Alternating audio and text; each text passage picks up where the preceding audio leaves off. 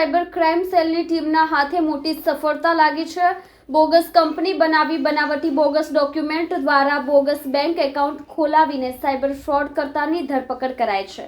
Surat cyber crime સેલે એક મોટો case ઉકેલ્યો છે, જેમાં આરોપીઓએ ફરજી કંપનીઓ બનાવી ખોટા દસ્તાવેજો તૈયાર કર્યા અને બેંકોમાં ખોટા ખાતાઓ ખોલાવ્યા। આ ખાતાઓનો ઉપયોગ સાયબર ક્રાઇમ માટે થતો હતો। પોલીસે કેસમાં 6 આરોપીઓની ધરપકડ કરી છે, જ્યારે એક આરોપી હજુ ફરાર છે। આ આરોપીઓએ ફેબ્રુઆરી 2024થી અત્યાર સુધીમાં અનેક લોકોને લાલચ આપી તેમના નામે ફરજી કંપનીઓ બનાવી આ કંપનીઓના નામે ખોટા દસ્તાવેજ તૈયાર કરીને બેંકોમાં કરંટ અને સેવિંગ ખાતાઓ ખોલાવ્યા હતા।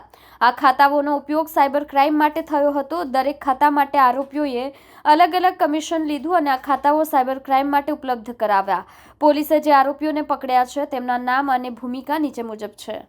પોલીસ કમિશનર સરની સૂચના અનુસાર સુરત શહેરમાં સાયબર ક્રાઇમને લગતી જે ગેરકાયદેસર પ્રવૃત્તિઓ થતી હોય, બેંક એકાઉન્ટ, સિમ કાર્ડને લગતી અને ફેક ફોર્મ વગેરે એને લગતી પ્રવૃત્તિઓ પર નજર રાખવા અને તે અંગે કાયદેસરની કાર્યવાહી કરવા માટે જે સૂચના આપવામાં આવી હતી તે અંતર્ગત સાયબર ક્રાઇમ પોલીસ સ્ટેશનના પોલીસ ઇન્સ્પેક્ટર શ્રી વાયસ ગામિતનાઓને અને તેમની ટીમને તથા એએસઆઈ મયુરીબેનને આ અંગે બાતમી મળતા તેઓની ટીમ દ્વારા ગઈકાલના રોજ ઉત્તરાણ પોલીસ સ્ટેશનમાં આવેલ એમબીસી જે કોમ્પ્લેક્સ બિલ્ડિંગ છે તે ખાતે રેડ કરવામાં આવેલી હતી। સદર રેડ દરમિયાન આ કોમ્પ્લેક્સની અંદર એક અન્ના કોરાટી એન્ટરપ્રાઇઝ કરીને એક શોપ મળી આવેલ હતી, જે ત્યાં આગળ રેડ કરતા કરંટ બેંક એકાઉન્ટનો જે સામાન હોય, ચેકબુક્સ હોય, ડેબિટ કાર્ડ્સ હોય અને પાસબુકને એ પ્રકારની જે બેંકને લગતો સામાન છે તે મળી આવેલ।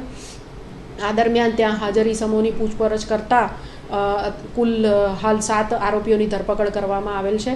સ્થળેથી મળી આવેલા આરોપીઓને જોઈએ તો નરેશ ગોકુળભાઈ ધડુક, અનિલ નાગેશ્વર ગિરી, કમલેશભાઈ વિઠ્ઠલભાઈ જોશી, કિશોર છગનભાઈ સભાયા, પ્રફુલભાઈ રાઘવભાઈ પટેલ વગેરે સ્થળથી મળી આવ્યા છે તથા ત્યારબાદ પૂછપરછ દરમિયાન રજનીભાઈ ખૂંટનું ઇન્વોલ્વમેન્ટ લાગતા તેઓની પણ ધરપકડ કરવામાં આવી છે।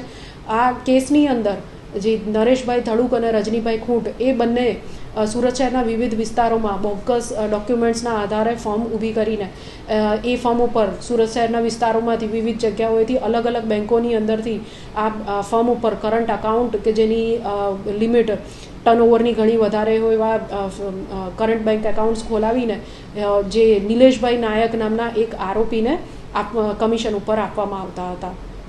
આ જગ્યાએ જે રેડ કરવામાં આવી તે દરમિયાન અમ્મા કોરાટી એન્ટરપ્રાઇઝ નામની જે શોપ હતી તે પણ એના પણ અલગ અલગ બેંકોમાં એકાઉન્ટ ખોલાવવામાં આવ્યા હતા। જે બેંક એકાઉન્ટ જે આ બોગસ ફોર્મ બનાવી છે આ આરોપીઓ પૈકી અનિલ નાગેશ્વર ગિરીએ બનાવેલ છે અને તે નરેશભાઈ ધડુકની સાથે રહીને બનાવેલ છે। આ ઉપરાંત આ ગુનામાં જે આરોપીઓ પકડાયા છે તેઓએ દરેકે પોતાનું બેંક એકાઉન્ટ ભાડે આપવા માટે આ રીતની બોગસ ફોર્મ ઊભી કરેલ છે, જેની અંદર કરંટ અકાઉન્ટ ખોલાવીને એ લોકો આગળ સાયબર ક્રાઇમ આચરવા માટે આ એકાઉન્ટ્સ ભાડે આપવા માટે આ પ્રવૃત્તિ કરતા હતા।